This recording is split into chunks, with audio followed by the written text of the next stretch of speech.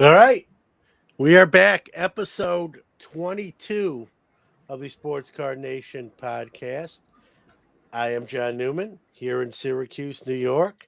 That is David Lee in Dallas, Texas. We're neighbors. At least we're in the same country, so that's it's about as neighbors as we're going to get. But Yeah.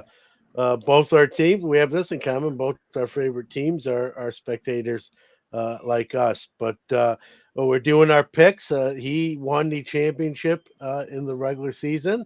I'm trying to save a little face and win the postseason version, which is easier to do. I give credit where credit's to win something over 17 weeks rather than 3 or 4 is a lot harder. But let's go to this week's games, and so we see we had Tennessee was a 3-point favorite over Cincinnati. Green Bay was favored by 5.5 over San Fran. Tampa Bay favored by 2.5 over the Rams. And Kansas City is a 2.5 favorite over Buffalo. That game is going on as we speak. If you look at the first 3 games, you notice the trend. The favorites all did something. It's called lost. So Yep. and we'll see if Kansas City can buck that trend. Right now, they are. Although you can make an argument if the game ended right now, they wouldn't cover the spread. So technically, I don't know how technical you want to get, but they could be, not hold their end up to point wise. They don't care. They're just trying to get in the AFC championship game. David this week took Tennessee, Green Bay, the Rams in Buffalo. I took the Bengals, the Packers, the Rams, and Kansas City. And Cincinnati. Jordan took Cincinnati, San Fran, Tampa Bay, and Kansas City. The records you see right there are actually up correct, up to the minute. The only game missing, obviously, is the one being played, the Buffalo Kansas City game. So right now, I'm at 7-2. And Jordan and David both at 4-5, and me and Jordan took Kansas City. So, at best, Jordan will still be 3 games behind me. If Buffalo can cover the spread or straight out win, David will go to 5-5 and be 2 games back with, in a sense, 2 weeks to play. But what we discussed is what we're going to do the last 2 weeks with our pick segment is not only pick the point spread, but we'll also include the over and under for each of us to try to be correct. So to give, with 3 games remaining, it'll give 6 wins or losses. So it'll open things a little back up so we can, it's not wrapped up right away. So there's that. So let's go, David, through each of these games, and then we're going to talk about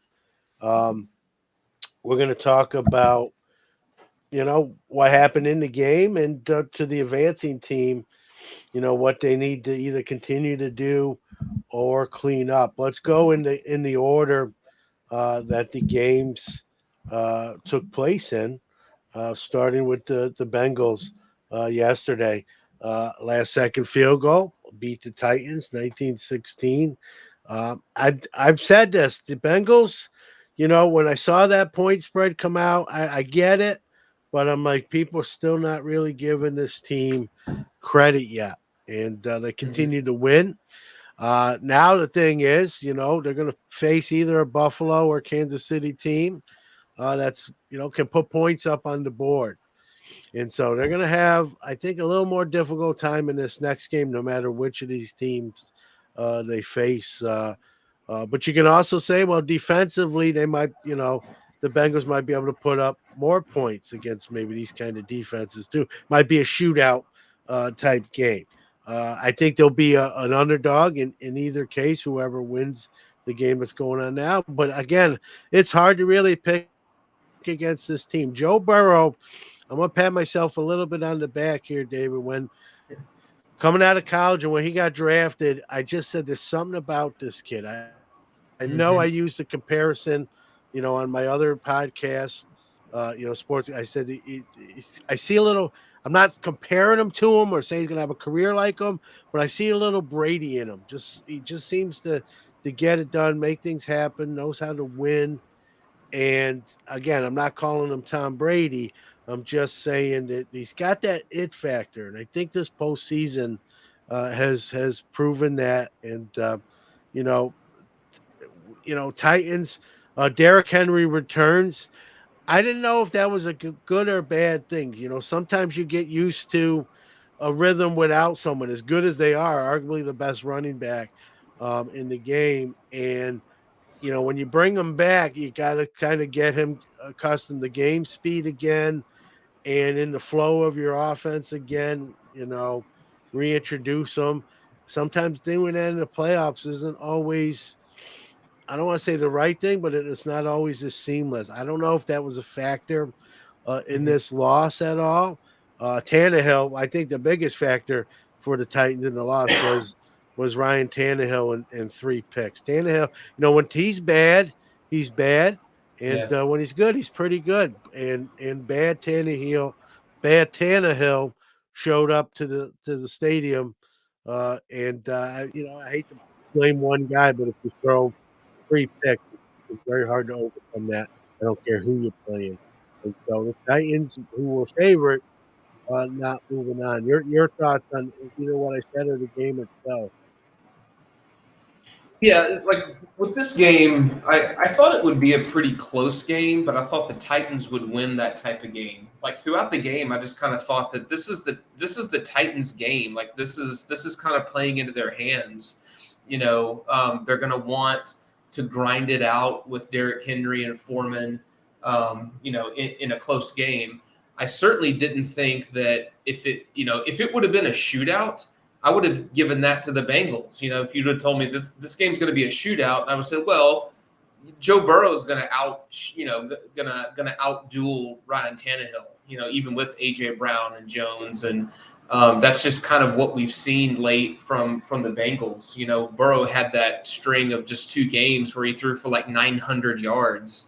Just like a month ago. But so I was pretty surprised that the Bengals kind of were able to kind of grind out a close game where both teams scored fewer than 20 points. But man, give a trophy to a rookie kicker, Evan McPherson. He's 8 of 8 in field goals. In the playoffs right now. He's scored the vast majority of the Bengals' points. In both games. 4 for 4 in the first and 4 for 4 in this game against the Titans. Burrow was good. Didn't throw a touchdown pass, but Tannehill, like you said, was worse. Tannehill throws an interception. Deontay Foreman rips off a long run to set the Titans up in a sweet spot.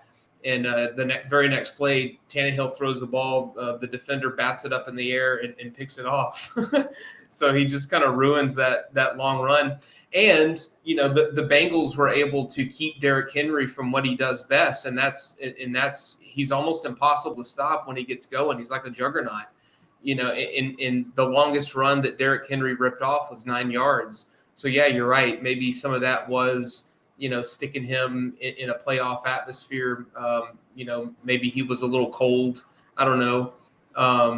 The fans certainly got hyped when he took the field.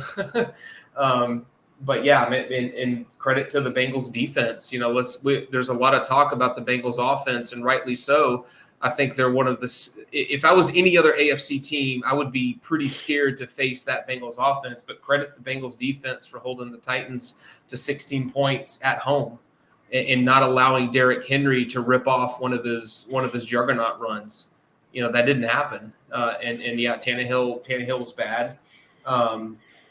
Joe Mixon was okay. He was kind of middle line Joe Mixon. But that was pretty impressive that the Bengals were able to kind of pull out kind of a close, grinding type of win.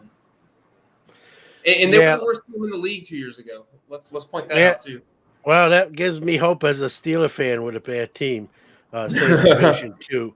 And they still The have a line horrible offensive line. But Burrow was sacked 9 times. They 9 overcame times. that too. Yeah, there are a couple. I'm gonna say it. I don't see a Super Bowl victory in the cards from this year, but I think there are a couple offensive linemen away from making a real deep run and being actually a potential favorite as Joe Burrow gets better. This defense, even all year, not just this game. Now we didn't expect them to play this well. I mean, they're not that kind of defense, but their defense is a little bit underrated. I think they've played, fairly well for most of the year. But the line's obviously the weak point of this team. I think that's going to catch up to them maybe next week, most likely. But 9 times, and that's the resiliency of Joe Burrow, getting up every one of those, getting up 10 times and still, being staying on the field and leading that team, at least in the field goal range. So, like you said, Evan McPherson, and that guy, he might be one of the best kickers in the NFL that a lot of people don't know about. He's a rookie, Yeah. doing it in crunch time, and watching him kick. I mean, he's got distance, and they're the kind of kicks they're like right through the middle. They're not like just inside, the field goal pipe. They're right down the field goal, right down the middle. Even Joe Burrow said even before he kicked it, he said to Joe Burrow, we're going to the AFC Championship game. So he's got a little chutzpah, and definitely confident. And a kicker in kickers having a good kicker, especially this time of year when all these games, as we've seen, are close. Matter of fact, they're all been decided on field goals here to win games. Having one you can count on is a huge thing, and the Bengals have, it looks like, one of those type guys. If next week, whether they're playing the Chiefs or the Bills, and it's one of those close games, he may be the best kicker on that side of the field. So we'll see what happens. But yeah, they got to clean the offensive line up. 9 sacks, to win and be sacked nine times just tells you about the resiliency of Burrow and the team itself. And this team, this isn't one, and I hate to say it because I'm a Steeler fan, but this isn't one of those deals where the Bengals just got hot for 1 year and then they go back to being what we're accustomed to be. They're for real. They're here. And if we were doing the preseason picks and stuff, they'd probably be the favorite to repeat in the AFC North. This is not just a 1-year wonder fluky thing. They're a legit team. They have weapons. Like I said, their weak points, that line. And I'm sure that'll be addressed in the upcoming drafts with multiple picks. And they have some money, most likely. They don't, so they have some guys on rookie deals, and they'll have some money to probably sign a couple free agents. And where before, David, Cincinnati wasn't really a free agent destination, actually quite the opposite. It's suddenly become because of where they're at in the NFL power rankings. It's not a place you don't want to go anymore. It's a place you Right. would want to go. And so it'll be interesting to see what they do in the offseason. I imagine they're going to sign a veteran lineman or two to kind of mentor that line and shore it up, and then address it additionally via the draft. A lot of people complained when they drafted Chase that they should, like you said, we talked about this last show, they should have went linemen. Well, right now they look like the smarter, of the decisions, and now they can still fix the line here in the offseason and in the draft. And going to be a scary team for the next, at least the next few years to come. So we'll see. Any closing thoughts on this game? No, I mean, I thought the Titans would win. I did think that they were a little bit of a shaky number one seed, but I figured they would win. But I figured the Bengals would give them would give them a good game. But it's cool to see a really young team like that, already be in the AFC Championship game when 2 years ago they had the number one pick in the draft. So Yep. they put together a really impressive core group, especially on offense. And even my guy, Joseph Osai, their number 3 defensive end draft pick this year, broke his wrist in preseason, and he was projected to maybe be a starter at defensive end for him. So they lost him before the season even started. But yeah, just pretty impressive. And whoever they play here, Kansas City and Buffalo is kind of coming down to the last 5 minutes here. But yeah, it'll be a cool matchup, and there's a lot of young quarterbacks in the AFC to be excited about. So Burrow's already kind of vaulting himself, leapfrogging some other guys right now. So it'll be fun to see for a long time. Yeah, I just want to chime in one comment on Henry. I guess it's easy to say now. I almost thought Tennessee, assuming you can get a win versus Cincinnati, I almost felt it might be better getting them a week of more practice time, a little more full speed, and then get them ready for a potential AFC championship game. But it's like they say, right? You got a Maserati in your garage. You want to drive that thing, and so that's what they Mm-hmm. did. I'm not saying it cost them the ball game. I think 3 Tannehill picks were harmful than having Derrick Henry as your starter. I just thought maybe waiting a week might have been better suited to not disrupt your offense as much, which sounds crazy to say that, and then get him back to more game speed and get him in there, not missing a beat. And again, I don't think that was the reason for the loss, but something I thought about even before the game started. Let's go to the second game of the weekend. This one was a surprise to me, Yeah. and it was a special teams win for the 49ers. Both of these Mm-hmm. quarterbacks were not good. I don't want to say horrible. I wouldn't go that far, but they were not good quarterback performances. The Packers looked like they were going to win an ugly game at home, and Rodgers would get another chance in the NFC championship game. And then, kicking happened. They had a blocked field goal that would have extended their lead to 3 more points. That gave the 49ers a little wind under their sails. And then a blocked punt, which was ran in for a touchdown, and it was ball game over. And I remember, I was thinking, when the Packers were up and it looks like we're going to win, I'm like, well, Rodgers, they get the NFC Championship game, they win that, they're the Super Bowl. Maybe both these sides can kind of make amends and continue the relationship. Maybe Devontae Adams signs a deal that if he gets offered a deal, maybe they can keep the band together, so to speak, and go on tour again. And then this happened like in a matter of minutes. Like you blinked, and it was the 49ers jumping up and down on the sideline as with a field goal, and the look on Rodgers' face. Obviously the camera is going to turn to that sideline and go for his reaction. And I mean, I think his face told the story. It went from, hey, maybe Adams and Rodgers can stay, and this team can either win a Super Bowl this year or get pretty close, and they can keep them together, to this is probably the end. And that's how crazy football can be. Is in a matter of minutes, the storyline can literally change. And I see both of these guys leaving. I think Green Bay themselves, I mean, his performance in this game, I mean, he's going to win the MVP, I believe, in the NFL, but this was definitely not an MVP type performance from Aaron Rodgers.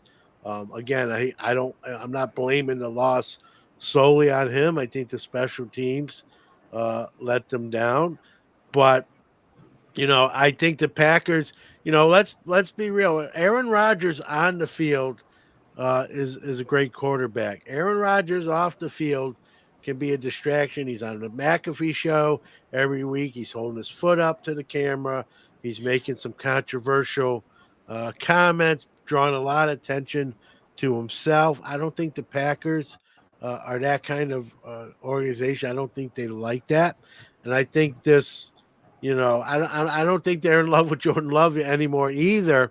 But I think this kind of game, I think this game sort of makes it easy for the breakup to happen. It's a lot easier to break up after a fight than when things are going good.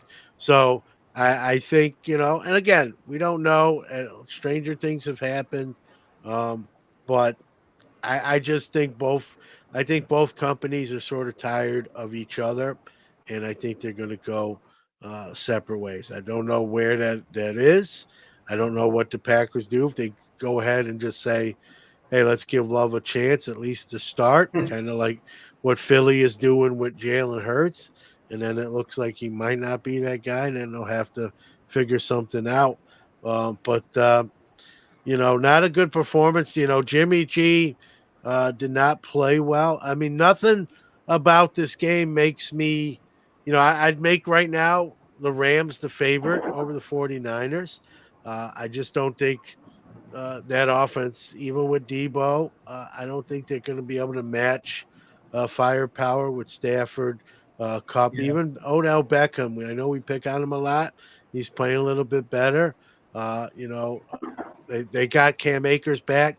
Same kind of deal with Henry. He's been sort of quiet. I think he's trying to get into game speed and game shape. Um, and I think each week that he plays, he'll be better than the previous. So you're gonna have a better Cam Akers, I think, next week in the NFC. So I'm gonna put the Rams, and again I'm biased because I did pick them in our preseason to get to the Super Bowl and Stafford to be a potential MVP. He's starting to play like that.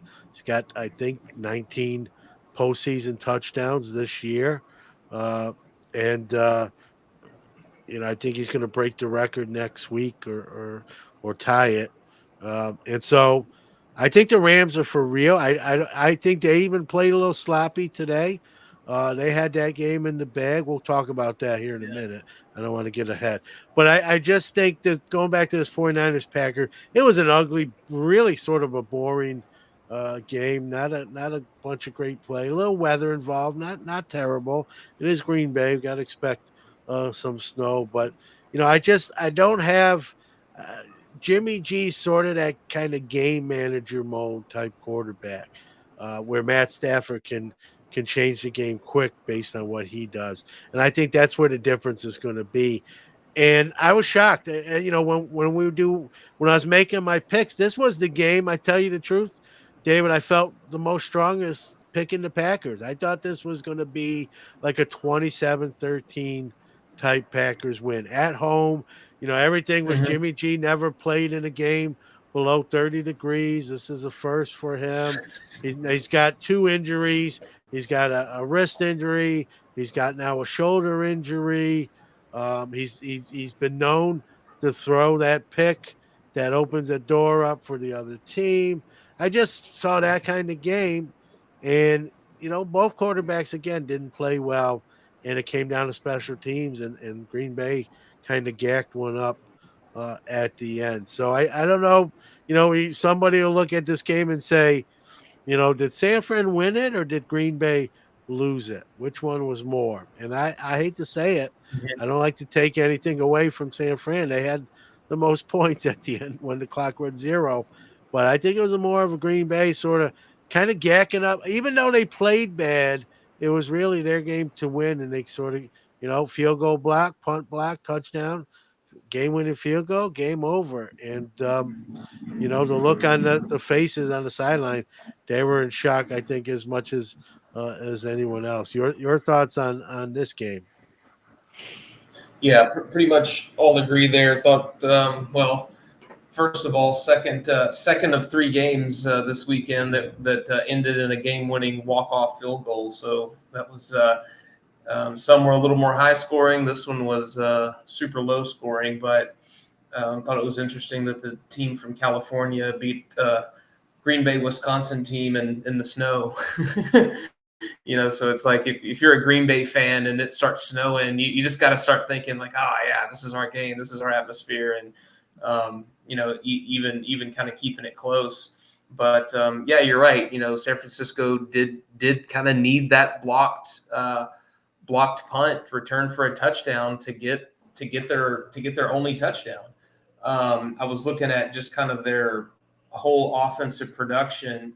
Yeah, Garoppolo only had 11 completions, 131 yards. No running back broke a run longer than 13 yards. No receiver had a play longer than 24 yards. So this game just seems so like tight and close, and like it was played in this tiny bubble. This kind of grinding out every yard matters kind of a thing. Deebo Samuel had a big run, at the very end of the game to get a key first down. And he had a good game, but nothing too great. And even the Packers, receivers, 4 receivers caught passes, but only 3 receivers actually had any positive yards. Aaron Jones, pretty much running back combo. He had 129 yards receiving, and Devontae Adams had 90 yards receiving, and that was pretty much their whole receiving production. So, like I said, there was no spreading the ball around. Everything just was so like tight and rumbling, and any yard, any first down just felt like a breath of fresh air, because it was pretty hard to come by. But super surprised by this game. I just didn't think San Francisco had really the firepower to beat Green Bay at home, and there was a lot of talk about Garoppolo's hand, that it was all messed up. Nick Bosa was kind of questionable to even play in the game, but he ended up kind of making an impact too. So, but yeah, kind of like you said, not to take away from what the 49ers accomplished, and hey, they beat the Cowboys, the number 1 scoring team in the NFL for the regular season. They held them to 17 points. They hold number 1 seed Green Bay to just 10 points. So that's definitely pretty impressive. But I'm with you. I think they're going to really run into a brick wall when they go to the Rams. But it's an all California NFC matchup, so that'll be pretty interesting. But yeah, pretty surprised. Really thought Green Bay would definitely score more than 10 points, especially at home. And in the Aaron Rodgers stuff, I don't know. I certainly don't expect him to be back in Green Bay, and I think that he is, if he does come back next year somewhere else, it's maybe going to be a pick of he's probably maybe got 3 teams in mind. I don't know. I could see something happening maybe with the Colts or something like that, but Aaron Rodgers isn't going to go to just anywhere. Yep. He's gonna finish out the next maybe 2 years or so going to somewhere where he's got a legit shot at getting another Super Bowl. Because as great as he's been, throughout his career, he's only got the 1 Super Bowl. Yep. So it's he's not been great in the postseason. He hasn't been terrible, true. But his postseason, if you look at his postseason stats in relation to his regular season stats, I mean, he's definitely a better regular season player. Now, we can make the argument, you're going to see better teams, but great players have pretty good stat lines, even in their postseason when you look at it. So it's been a little bit of a bugaboo that's, sort of the monkey on his back. And it looked like, I think you'll agree, Dave, I think it looked like he was on pace to maybe get that monkey off the back, maybe make amends with the Packers in some way, maybe get Devontae Adams to get a new contract there. I mean, that's where things were looking. They had the number 1 seed. Yeah. And literally in a blink of an eye, even when they, well, you remember how things started this season. Yeah, they basically did the last Sorry, dance. I think I was lagging, but I was just saying, yeah, you're right. that you know. what was it, a 38-3 loss against the Saints. Yeah, yeah. And it looked like, hey, this is you know, how this is going to go. It's going to be an ugly year, probably, 7-10 type of year, maybe 8-9.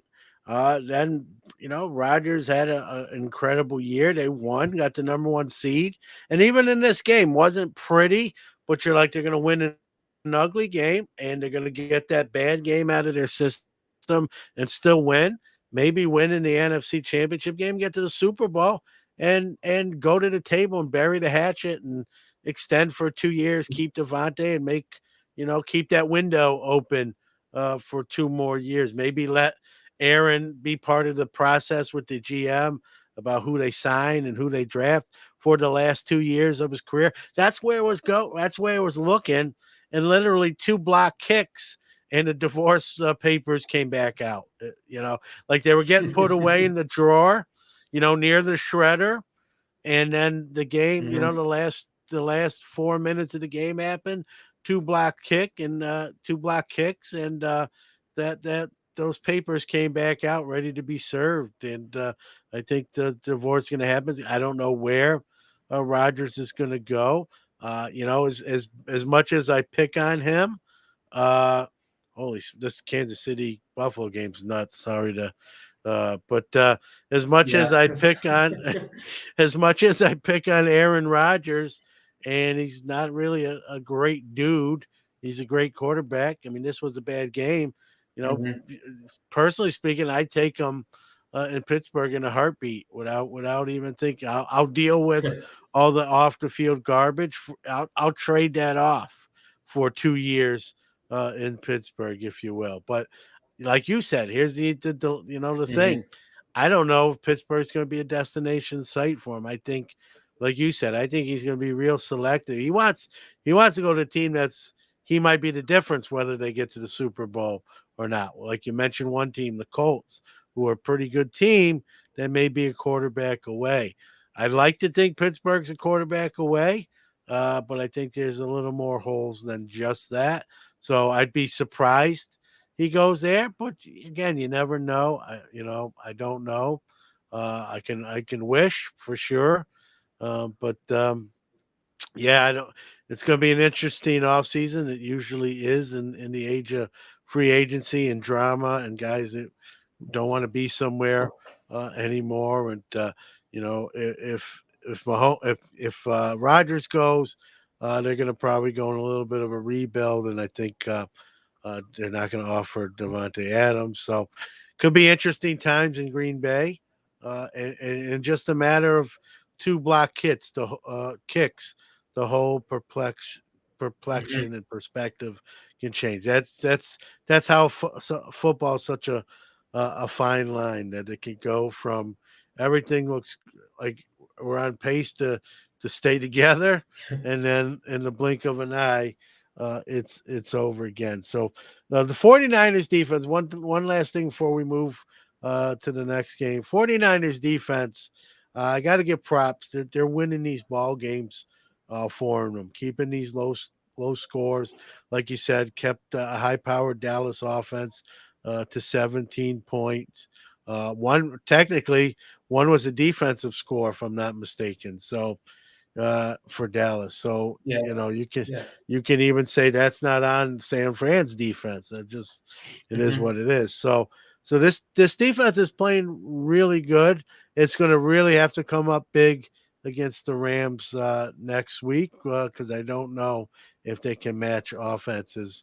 So I think again the 49ers going to have to rely on their defense, maybe get a couple Rams turnovers, and hopefully uh, you know, uh, surprise the Rams. So, speaking of Rams, let's go to that game. That's the last completed game of the week so far, as this game is coming down the stretch. But Rams dominated early. I think it was like 21-3 or 27-3. Tom Brady started to look his age. I didn't understand some of the play calling. It was like they only could throw to Gronk. So at Yeah. one point early in the third quarter, I looked at I'm watching the game, but I pulled out my phone and looked at the stat because it just felt like every pass was to Gronk. I'm like, what am I missing here? And he had 11 targets, 4 catches at one point. That number went up because that was only in the third quarter. I just think, like, man, you got more weapons than that. They don't use their running game too much. They have Fournette, Ronald Jones. They've become a passing only team. And I don't think, as good as Tom Brady is, I don't think you want him passing the ball 50 times a game. I don't think that should be the game plan. So the game plan was a little suspect, in my opinion. It seemed like they were just heavy Gronkowski. He is not the same. He's not the Gronk that we know in New England days. He's not going to break a lot of tackles anymore. He can still catch the ball, but I don't think his hands are exactly the same. So I just thought they were going to him too much. And you saw the safety. I mean, it was smart what the Rams did. They just rolled the safety over there, knowing that he was almost the only one they were throwing it to. So they kind of, I don't want to say a true double coverage, but they had help in the area, and they kind of to shut that off. Scored 27-3. Rams, looking pretty good. Cup fumbles the ball. That changed the perplexion. They score, and this game got close. But even towards the end, it was still a 2-score game. And then again, turnovers will kill you. And the Rams almost, like the Packers did against the Niners, the Rams almost gave the Bucks one. I was watching social media, people like the fix is in, the NFL wants Brady to advance. Like, this is all scripted. And even I started to, I don't believe that, but I started to really entertain the thought, at least, and Rams wound up driving, hitting the winning field goal, Matt Gay. And earlier in the game, it was funny, me and Jordan were watching, and it was a 47-yard field goal, and he was short. And usually, that distance now with the kickers we have in the NFL, they're not going to be short on a 47-yard. It's either going to be wide left, wide right, or blocked. Right. But you rarely see it was right down the middle. It was just, I don't know, 6-7 yards short.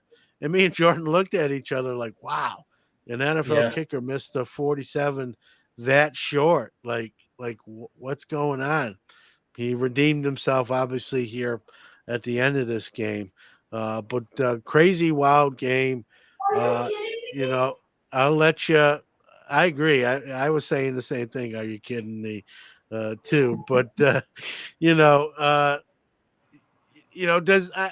let you kind of give your perspective on this game, David. But then, I just thought to myself when this game went final, I don't think this is the end, but could Brady say, you know what, it's been real, it's been fun, but it's time to hang him up.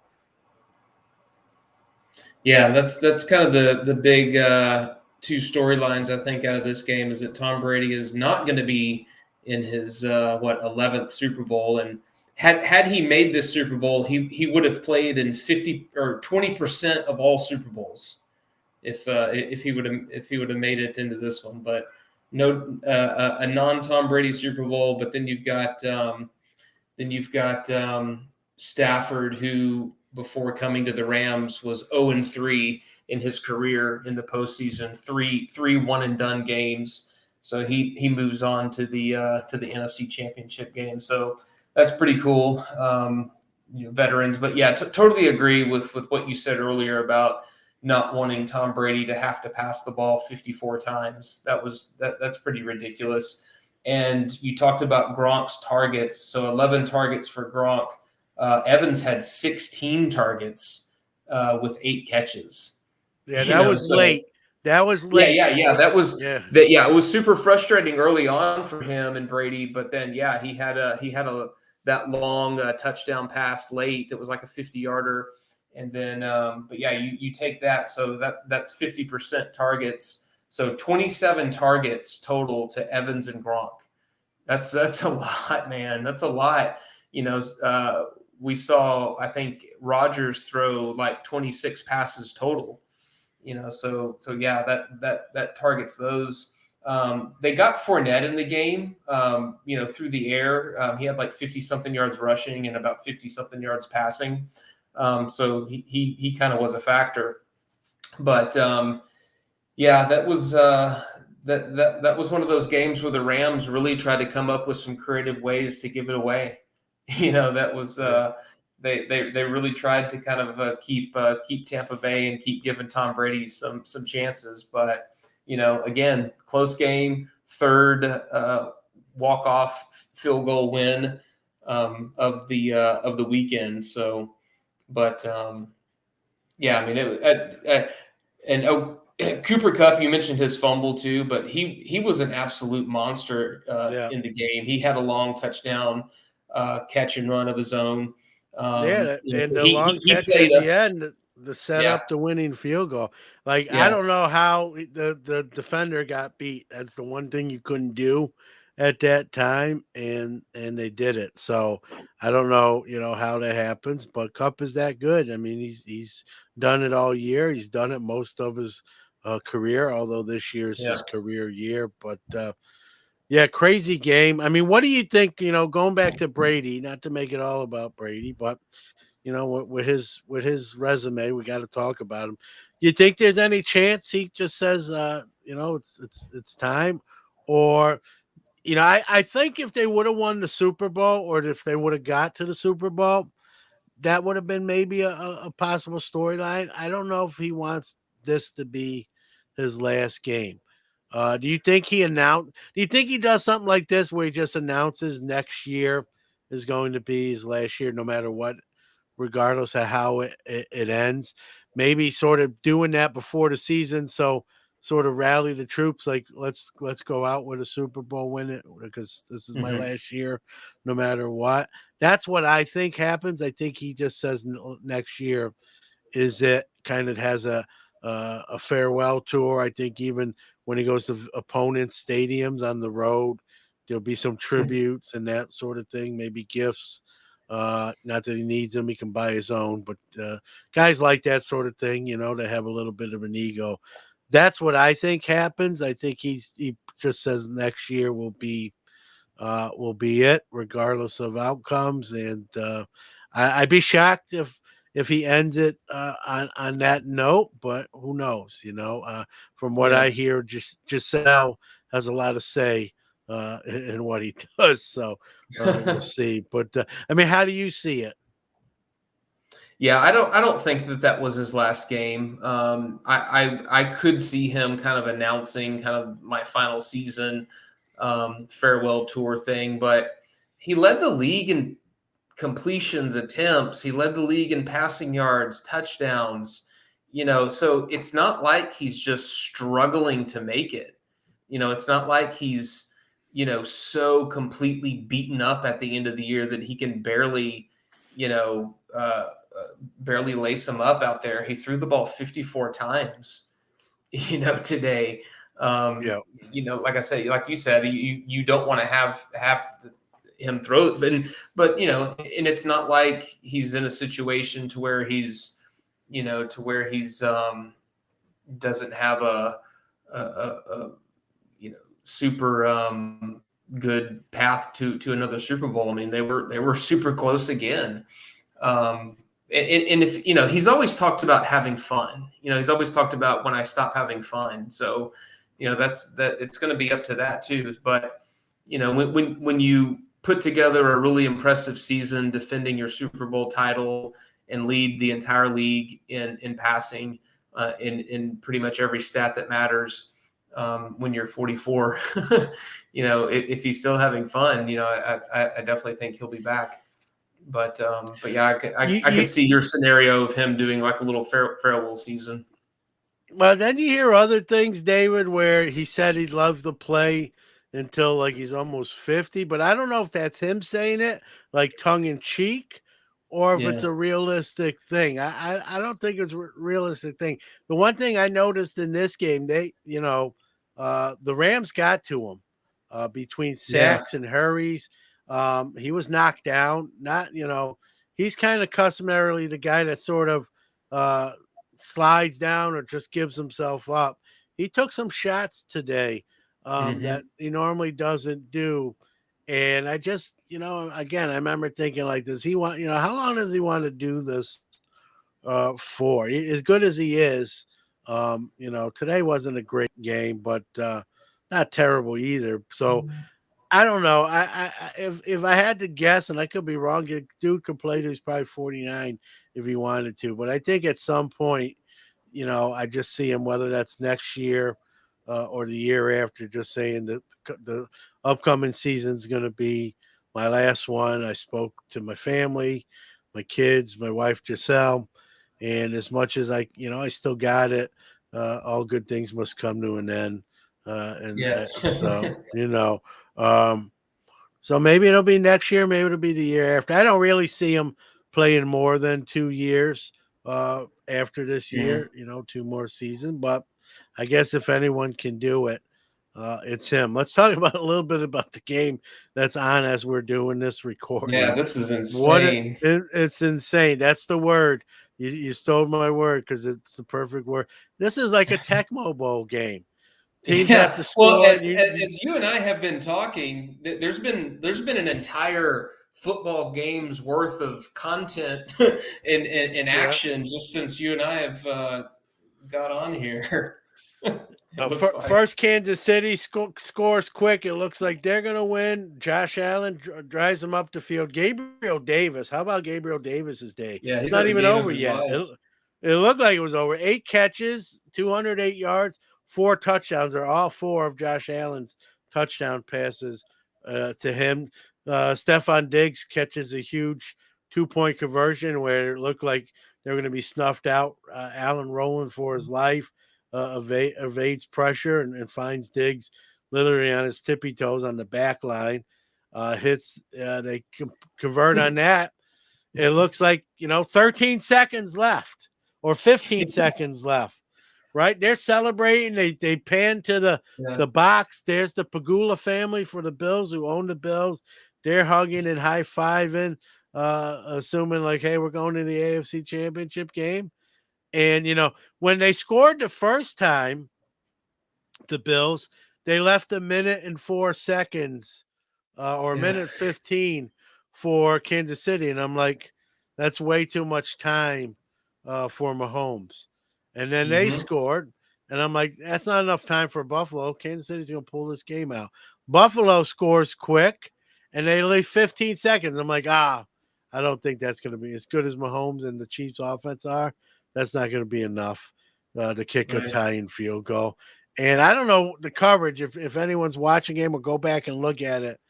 Travis Kelce catches like a 20-yard pass to put him in field goal range, which they made to tie the game up. It's going to overtime.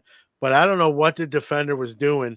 He was on the outside of him. I know where the why he was lining up there to keep everything inside. I get it, so you don't get burned deep. But he never covered him. Like he just Yeah. forced him inside and let him roam free. Like you still got to cover the guy or with Right. somebody. They just gave him a free 20 yards. They kick a field. It was like I just watch. I'm not a Bills fan, and that was kind of frustrating to watch. And Bucker makes the field goal.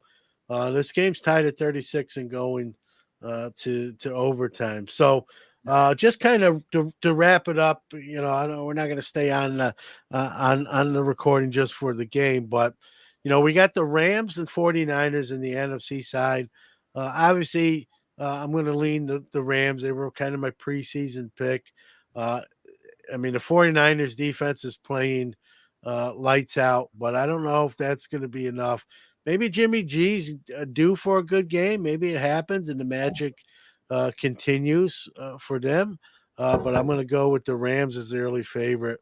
And the Bengals are going to get one of these two teams. It looked like the Bills about a minute ago, but now we're in overtime. So, and look, David, it looks like it's going to most likely be another game one with a walk-off Might field goal be. Yeah. again. So might as well keep the Yeah. trend uh, going. Unless Uh, whoever gets the ball scores a touchdown on the first First, yeah. drive. But Well, Kansas City's getting it, so they're capable. uh, One thing I'll take from this game too, you know, not a lot of defense, I mean, 36-36 game, team scoring with less than a minute on the clock against the prevent. Just, that would give me hope if I'm the Bengals that, hey, I'm going to be able to put some points up in our next game. And so will the team we're playing. But at least if we can make it a shootout, maybe a turnover gives us the game type of deal. So I'm not ruling the Bengals. Three touchdowns and a field goal in less than 2 minutes of play. That's insane. That's insane. So if I'm the Bengals, I'll hang a little hat on that. I've read some social medias from some football experts or analysts that have already, even before this game was played, that said I believe the Bengals can be the AFC Super Bowl representative. So listen, they're a hard team to bet against or count out. They won Jordan over. He would pick against the Bengals all year in their picks.